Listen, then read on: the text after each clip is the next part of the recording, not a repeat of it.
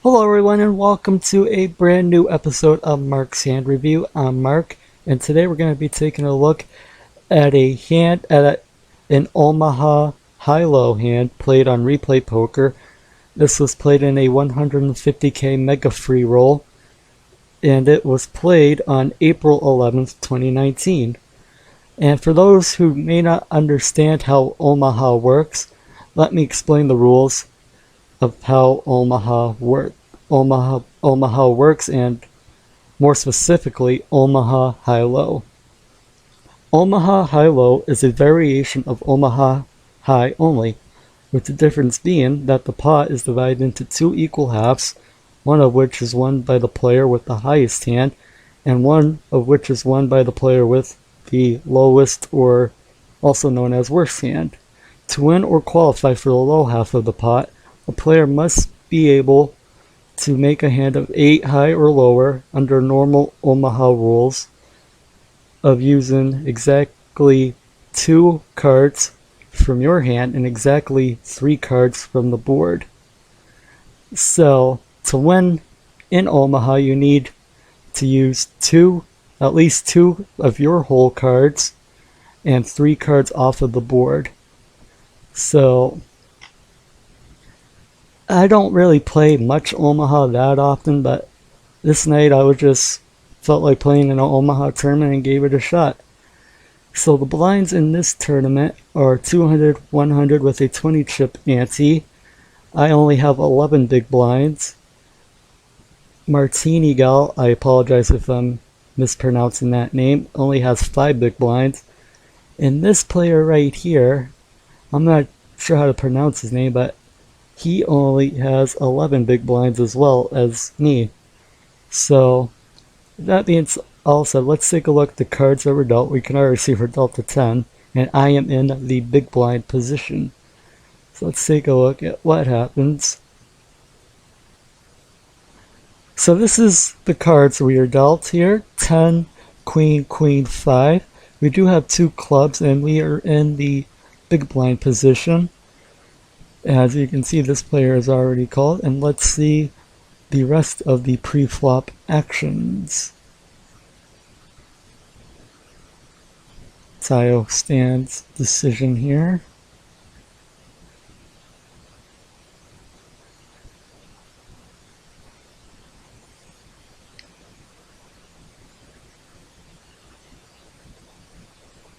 He folds. Let's see what Jerry does. Quick fold from him. Debbie Lou calls. We actually had 2 calls. And let's see here. So we are now 5 players to the flop, and the board is 10, Jack, 10. So we do make a set here. And interestingly to note is that there is no possible chance for there to be a hand 8 or lower, so there's no low hand possible in this hand. But we do make a set here, 2 10s, plus you can see there's a club on the board, and it should be interesting to see now because we should be betting here with our set of 10s. Hopefully those set of 10s can turn into a flush, but let's see here what happens here on the flop.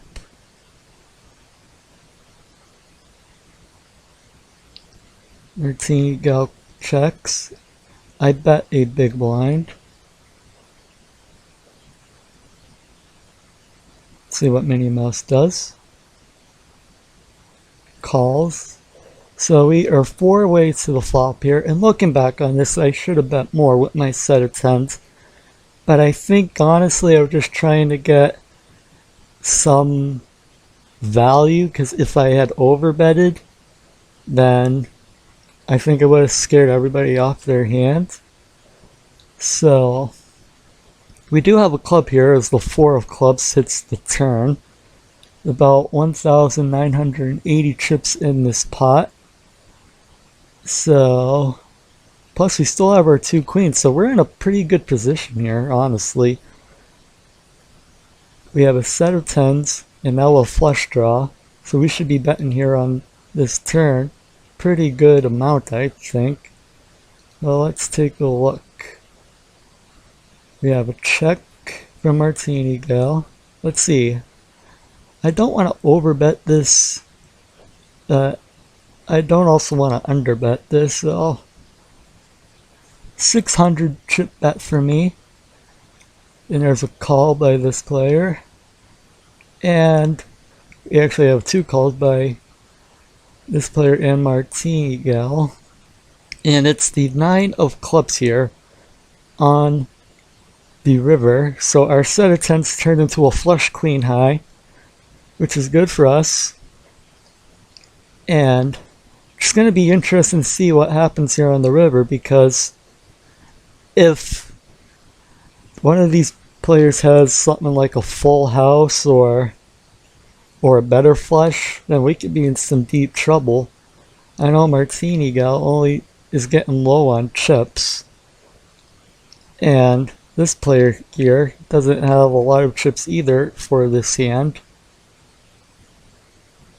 So I think I'm going to be betting a lot here. I mean, I'm not really worried about this player too much, because this player does have a low chip stack that would do not much damage if they had it and beat me.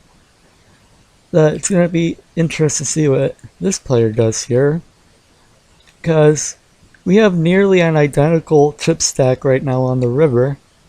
He has 1,256 chips, and I have 1,440 chips, so I have nearly about a 200 chip lead, which really isn't that much. But yeah, I think I'm going to be betting for value here and hoping that either of these players has a full house or a better flush, like the flush ace high or the flush king high. So yeah, let's take a look and see what happens here on the river. You can see Martini Gal only has 115 chips, so this player is going to have to be putting in basically everything at this point if you make a bet. I mean, there's no other play you can really make here, because now that I'm realizing this player only has 115 chips, I'm going to be putting at least enough in that I could put the player at risk. And plus, the blinds are 200, so even if this player does make bets, it's going to have to be for everything, since the big blind is 200. So does Martini Gal want to take the chance and make the play now?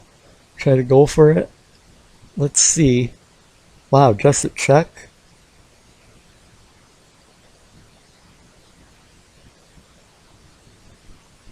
Taking a little bit of time to make my decision.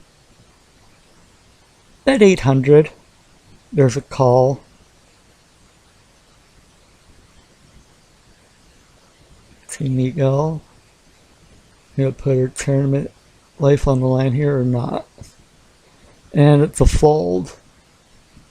So I win. I bet 800 there because I just wanted to gain some value, you know. I wanted to have something left that if I was wrong, I could still have a little chance to come back and hopefully try to rebuild my chip stack up. But I'm good here. This player mucks their hand, and we have the flush queen high and win a pot of 5,380 chips. So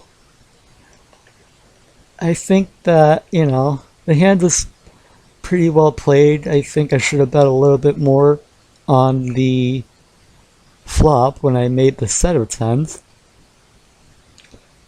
And I think I just felt confident in this hand and felt my hand was strong enough all the way through with the set of tens. Like I said, I should have bet more, but realizing in the hand that I had the set, I probably should have bet on the flop, maybe 500 to 600 looking back on it. And I'm not sure let Martini go, let their strategy in this hand was, because now, and later on in this tournament, I think it was like a hand or two later, they put their remaining 115 chips in and were eliminated. So there comes a point in poker when you're down to a certain amount of chips where you're just priced in and you have to make the call and basically just gamble, because if you don't, then you're in a bad position. So yeah, I win the pot of 5,380 chips, and you can see I would have had only 640 chips remaining if I didn't win the pot. And this player is down to 457 chips. So I think I made the right move here. Out of these two players throughout the hand, I had the better chip stack, so I played it pretty aggressive. Now, not aggressive, but I was making bets, wasn't letting anyone get free cards. And nobody in this hand was aggressive, really, betting wise, which gave me the opening to be able to make these bets and try and build up the pot and ultimately come out and win the hand. So, good hand from us, flush queen high, and that will just about do it, guys, for this hand review. If you guys liked the video, the episode, the video, whatever you want to call it, please like it. Please hit the like button on YouTube, and be sure to hit the subscribe button. And when you hit the subscribe button, please be sure to hit the bell to be notified as to when I post new content. I would really appreciate it. Thank you guys for watching. Be sure to share this video. Thank you guys for watching. I'm Mark, and I will see you all next time.